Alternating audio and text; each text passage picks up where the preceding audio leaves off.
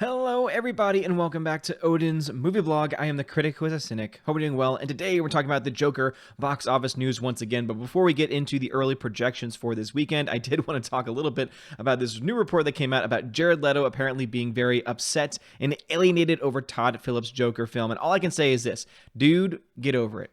At the end of the day, you gave a very, very, very questionable performance as Joker. I think that you're an extremely talented actor, but it was either your performance or the direction that you were being given during Suicide Squad that was completely and utterly just awful in so many different ways. Just move on from it. You are such a talented actor. You can take on better projects than this. You don't have to worry about this anymore. I know that you might be personally hurt by this, but at the end of the day, your Joker is going to be one that's going to be easily forgotten as far as being anything good, because it's just not. It's going to be known as being the only bad Joker performance in cinematic history. And again, I'm not trying to go after you personally, because you're a very talented actor. I mean, just go watch Dallas Buyers Club. Again, you are fantastic. You were not a good Joker. And again, I think that there's a part of that that was your fault, and also part of that was your director's fault as well. But just get over it and move on. But anyway, let's get to the actual box office news. And the news is that Joker is set to once again take the #1 spot at this weekend's box office, with having very weak competition in Ang Lee's Gemini Man and another animated or reanimated version of the Addams Family, which apparently just doesn't really add a whole lot to the Addams Family canon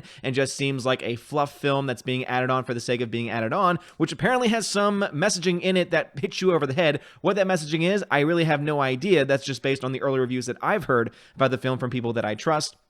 But at the end of the day, too, that just makes me not really have any desire to see it, as someone that has loved the 90s Addams Family films for a very, very long time, which, of course, are the best Addams Family rendition of the Addams Family that is out there. But Joker is set to do very, very well in its second weekend, going anywhere between around $40 and $50 million is what people are projecting to be. And that really comes from the fact that most films have about a 40 to 60% drop. If you have anything higher than that, it means that the film's word of mouth was really, really bad and that no one's going to see it now. If it's less than 40% of a drop, that means that the word of mouth has been great, or maybe it had a slow start for a wide variety of reasons, and now it's doing much better than many people would have expected it to. And that is usually something that does not happen with many films. I can only really think of a couple that would come to mind.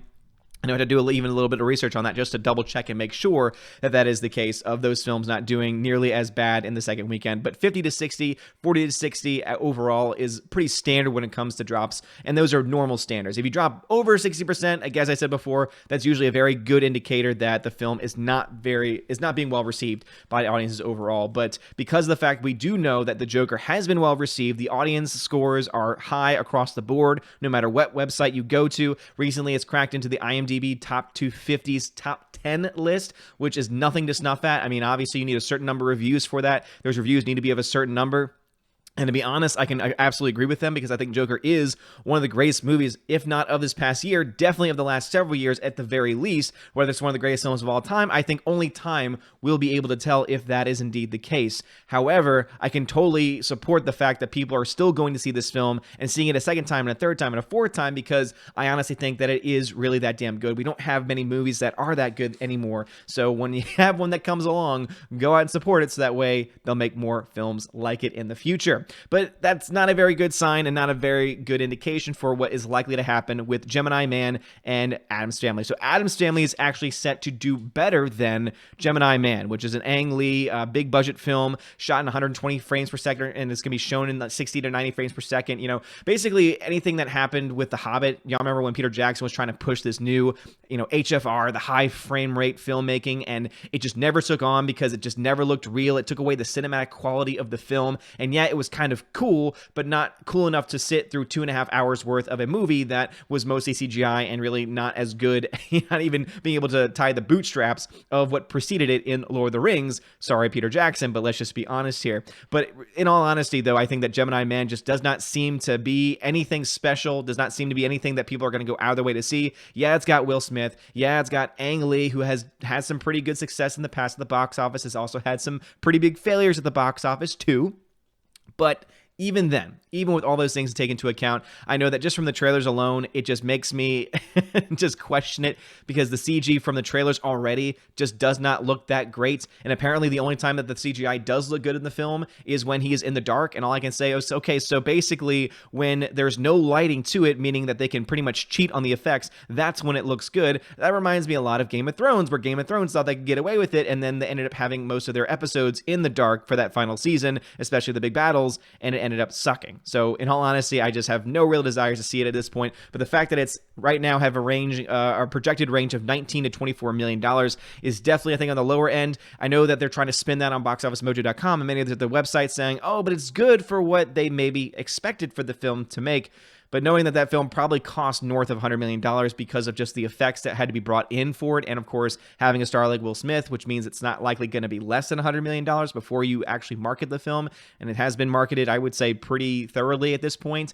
It's, I think, going to be a film that potentially could be another big flop, because if it's already going to have a low opening weekend with a 19 to 24 million domestic, I just can't see it having the legs, especially with the early reviews coming out from people, again, not just the high-end, highfalutin critics, but genuine people that I trust, people like, Jeremy Johns, etc. I think that those are people that I would look to and say, hey, you know what? It seems to me that there's not going to be enough there in order to get that film any legs. Addams Family making $27 to $32 million opening weekend domestically is pretty good. It's not anything groundbreaking. It's not going to set any new animated records. However, that film, it just doesn't seem like they use the most high-end and high quality of CG for it. So I can imagine that the film probably doesn't cost nearly as much as a How to Train Your Dragon or a Pixar film or anything like that. So it's going to be interesting to see how much that money was made for, and also how much money it actually ends up making by the end of its theatrical run. But the big news, of course, is the fact that you're going to have, once again, another #1 performance from Joker. This is a film, as I said in previous videos, many critics have just completely written off. They've told people don't go see it. The media's been on it too.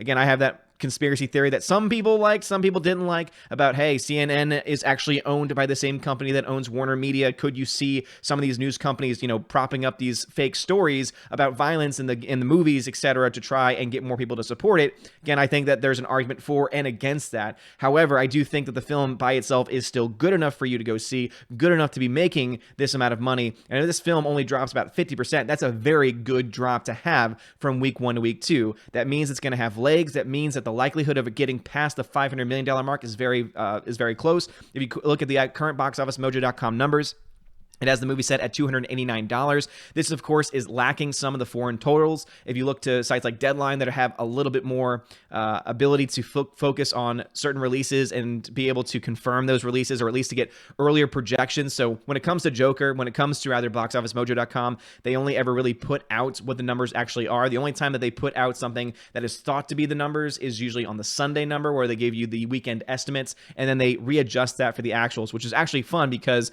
when you look at the domestic total for the Joker opening weekend, it was projected to make around 92, 93 million, ended up making around 96 million. So it actually made more than what they projected to make. I think it's because of a strong push on Sunday to go see the film, after many people were trying to push the film and say, hey, this is a film that's definitely worth seeing. But looking at $289 million, and the fact that many of these sites that I mentioned, like Deadline, are saying it's actually closer to $350 million, after this weekend, I can imagine that it's going to get even closer to the $400 million mark. And once you get there and you have some legs, which it seems like Joker probably will have legs at this point, especially if Warner Brothers continues to support it, which it looks like Warner Brothers is indeed fully supportive of this film, because again, they only cost $55 million to make. I've had a bunch of people say, oh yeah, but you know what, it costs $120 million to promote the film.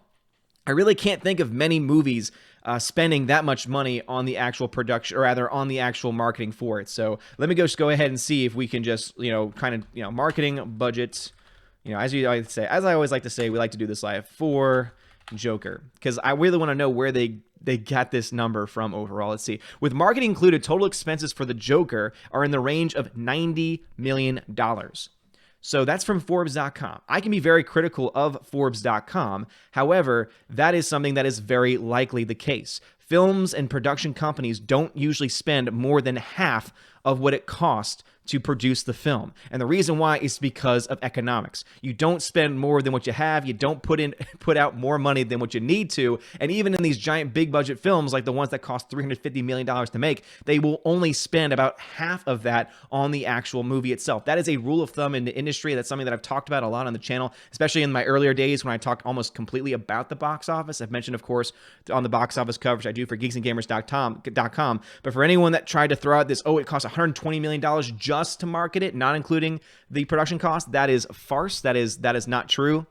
And again, you don't have just the industry standard that I've tried to set, as anytime I talk about the box office, but you have even Forbes.com talking very clear here that the overall cost, the total expense, including marketing, was around $90 million, which I think is actually pretty fair because if the cost $55 million to make, you take half of that, that's about $25 to $30 million. You add that on top of it, and you're looking close to $80 to $90 million in total costs, including production, including the actual marketing as well. And that just seems to be the case with all movies. Don't ask me why that is the case, but as I said before, it has more to do with economics than anything else. So for the couple people that were trying to put it out there saying, oh, it actually costs this much, it actually costs this much, provide your sources. Again, I just provide you a pretty reliable source. When you look at the actual raw numbers, Forbes.com is usually pretty good when it comes to raw numbers. When it comes to commentary, obviously, they are a little bit more politically motivated in that. But anyway, what are your thoughts about this? Do you think that Joker is going to be the #1 film this weekend? Or do you think that you could have an Addams Family movie that no one asked for? Or Gemini Man, which is a film that apparently was kicked around Hollywood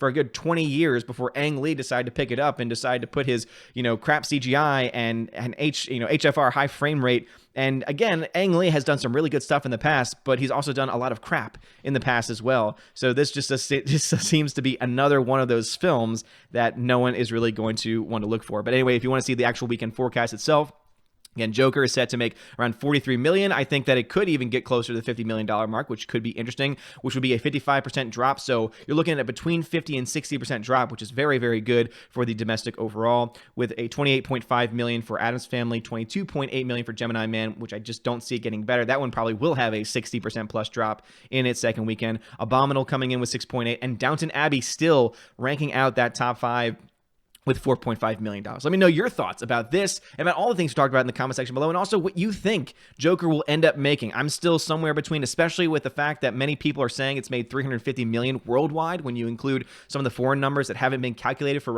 boxofficemojo.com yet.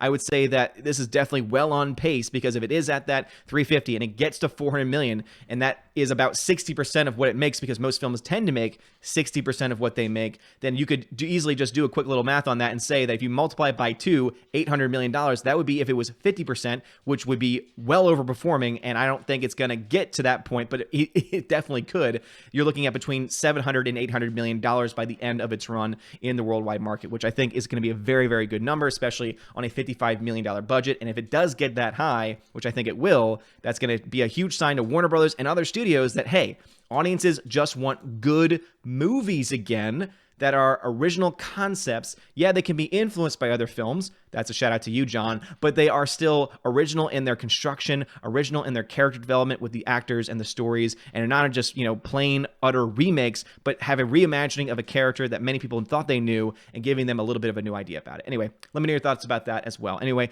let me know all these things in the comment section below. If you like this video, smash the like button, give me a thumbs up, give me a subscribe. It helps me out a lot. You're all amazing and beautiful people. Have a wonderful day. And as always, God bless.